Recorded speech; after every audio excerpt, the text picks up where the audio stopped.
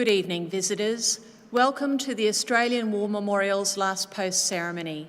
My name is Melanie Cassar, and joining us today from the Australian Army is Staff Cadet Lachlan Trott.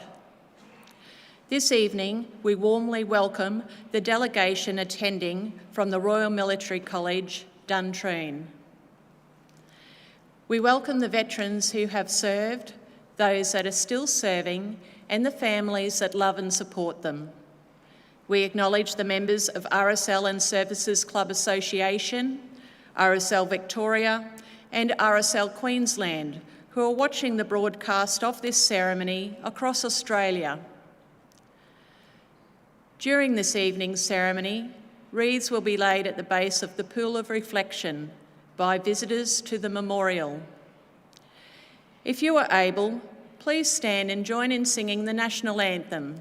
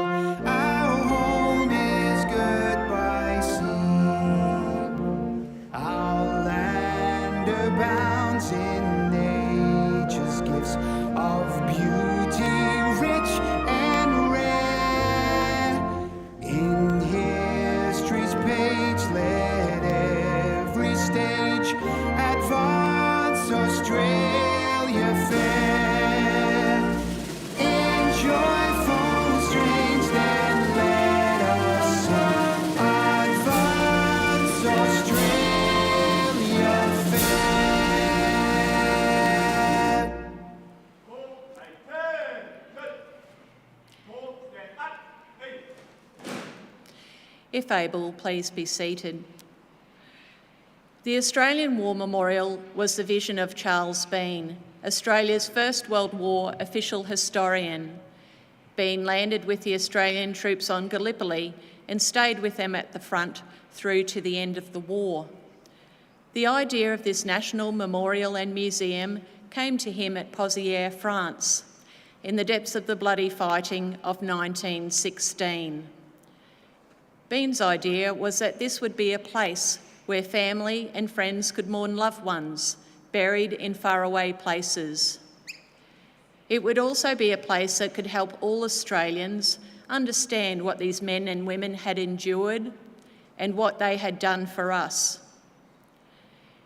Bean's vision, to which we remain true, is best expressed as inscribed in the entrance to the memorial's galleries. Here is their spirit, in the heart of the land they loved, and here we guard the record which they themselves made. Tonight we will read the story behind just one of those on the Roll of Honour, which lists the names of more than 102,000 men and women who have given their lives for us in war and on operations for more than a century. But first we present a lament, Flowers of the Forest. Wreaths or floral tributes will now be laid at the base of the Pool of Reflection.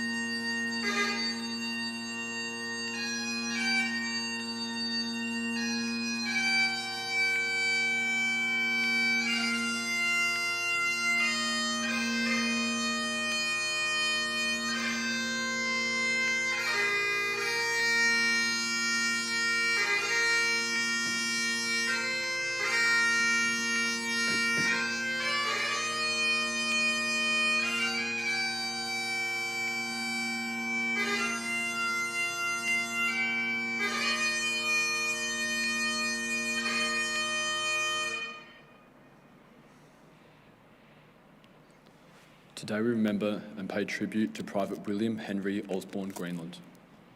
William Greenland was born on the 9th of November 1875 in Waratah, New South Wales, the eldest of 8 children born to local council member and clerk Samuel Greenland and his wife Mary. William grew up around the suburbs of Newcastle and attended the local public school. On completion of his education, he helped to establish the region's light horse militia, of which he was a member. In March 1900, he married Una Patrick. Their first child, a daughter named Esther, was born 2 years later. William began working as a secretary for the Fiji Fruit Company and spent several years living abroad with his wife. He returned to Australia around 1912 and separated from Una, before moving to the small town of Bega. He began a relationship with a woman named Daisy, before returning with her to Sydney shortly after. At the outbreak of the First World War, William was working for Arnott's Biscuit Company as an accountant. William Greenland enlisted in the Australian Imperial Force on the 22nd of December 1915. He was assigned to reinforcements of the 20th Battalion and began a short period of training to become a signaller. During training, a daughter named Sheila was born to his partner Daisy.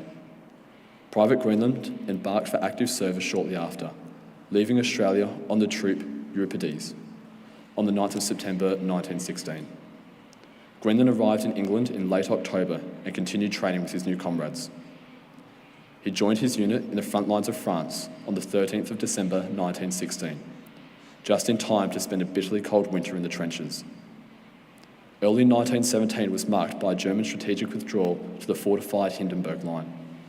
This was followed by Allied units who seized the opportunity to push the enemy back. In advancing on the Germans, these units were confronted by well-prepared rearguard defences and booby-trapped towns, resulting in a series of bloody clashes. In March 1917, the town of Bapaume was captured from the Germans during their retreat. Greenland's unit established billets there and began setting up its headquarters in the local town hall. On the 25th of March, Greenland and others were left in town to undertake administrative duties and rest as their unit was sent to repulse a German attack in Langecourt. Billeted in the cellars of the town, the men were unaware that the Germans had hidden a delayed action mine in the building. As they slept, the mine detonated, reducing the town hall to rubble.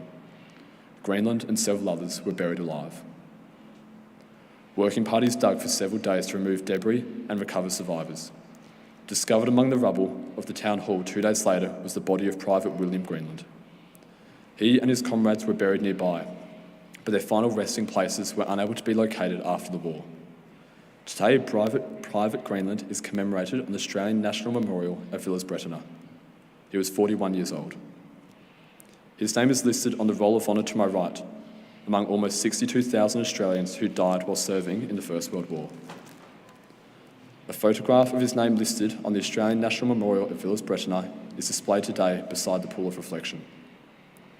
This is but one of many stories of service and sacrifice told here at the Australian War Memorial. We now remember Private William Henry Osborne Greenland, who gave his life for us, for our freedoms, and in hope of a better world.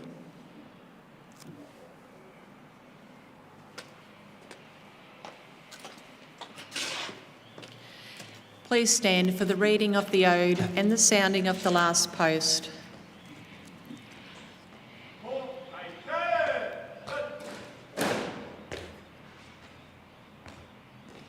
They shall grow not old, as we that are left grow old. Age shall not weary them, nor the years condemn. At the going down of the sun and in the morning, we will remember them. We will remember them.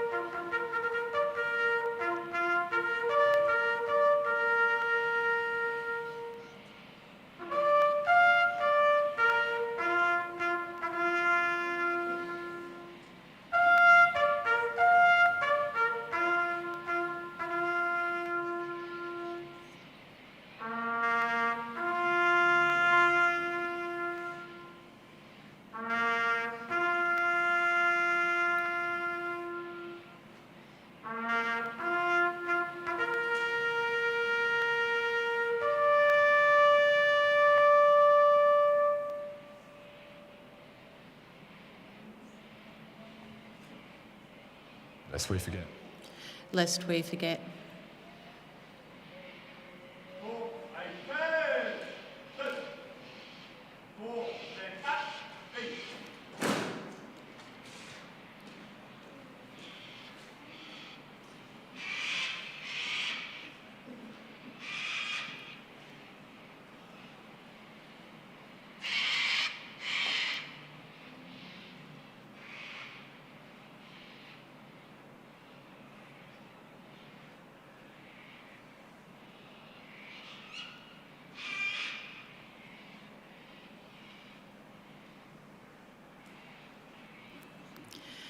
We leave you this evening with the words of the memorial's founder, Charles Bean.